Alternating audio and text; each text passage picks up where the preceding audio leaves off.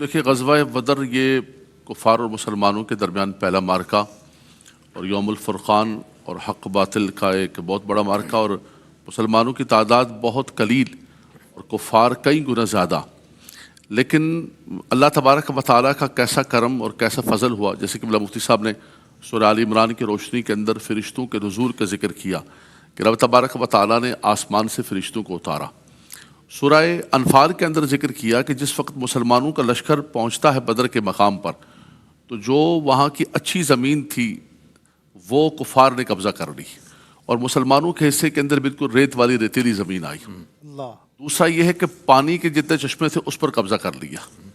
تو ہر اعتبار سے دیکھیں انہوں نے مرکزی جگہوں کو قابو کر لیا. تو رب تعالیٰ فرماتا ہے سورہ انفال کے اندر، فرمایا اذ یغشیکم النعاس امانۃ منہ وینزل علیکم من السماء ماء لیطہرکم بہ. اللہ اکبر. رب تعالیٰ نے کرم فرمایا، فرمایا ایک تو تھکے ہوئے آئے تھے، ایک ان پر نیند اور اونگ کو سوار کر دیا، مسلط کر دیا.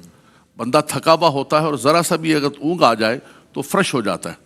اس کے بعد فرمایا کہ پانی نہیں تھا، اللہ نے آسمان سے پاکیزہ پانی نازل فرمایا تاکہ اس کے ذریعے تم پاکی حاصل کرو. وَلْيَرْبِطَ عَلَىٰ قُلُوبِكُمْ وَيُثَبِّتَ بِهِ الْأَقْدَامَ. تمہارے دلوں کو بھی مربوط فرما دے کہ رب کا کرم اتر رہا ہے اور تمہارے قدم بھی مضبوط ہو جائے. رب تبارک و تعالیٰ نے ایک تو یہ کرم فرمایا. پھر حضور صلی اللہ علیہ وسلم کے لیے عریش بنا. اب سب سے بڑا مسئلہ یہ تھا کہ حضور صلی اللہ علیہ وسلم کی حفاظت کون کرے گا.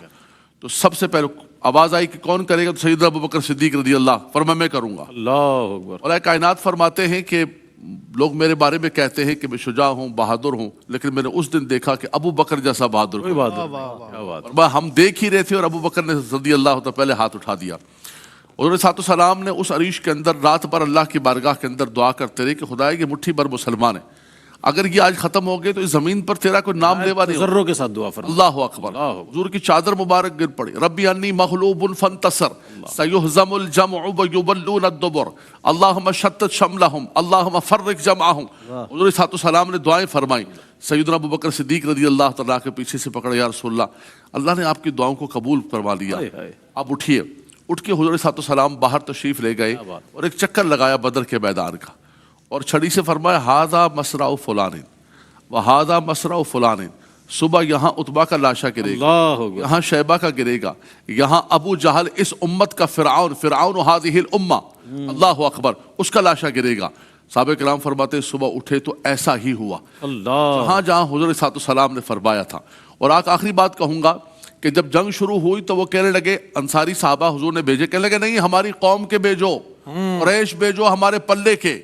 تو نبی کریم صلی اللہ علیہ وسلم نے اسد اللہ و اسد رسول اللہ، حضور کے ام مبارک سیدنا امیر حمزہ رضی اللہ تعالیٰ نکالا، مولا کائنات علی المرتضیٰ کرم اللہ تعالیٰ وجہ کریم کو نکالا.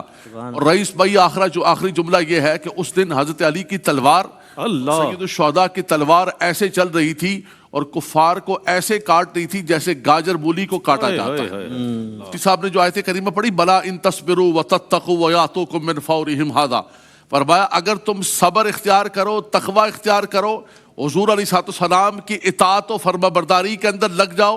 اقبال کہتے ہیں فضائے بدر پیدا کر، رشتے تیری نصرت کو اتر سکتے ہیں گردوں سے قطار اندر قطار. اب بھی آج بھی اللہ کی مدد آ سکتی ہے، لیکن ہم نکمے ہو گئے. نہ ہمارے پاس وہ تقوی رہا، نہ حضور صلی اللہ علیہ وسلم کی اطاعت رہی، نہ وہ صبر رہا. آج کہاں سے مدد آئی؟ فرمایا مدد آج بھی آ سکتی ہے. کم من فیۃ قلیلۃ غلبت فیۃ کثیرۃ باذن اللہ. لیکن فرمایا اس اسلوب پر چلو، اللہ تبارک و تعالیٰ تم پر کرم. کیا کہنے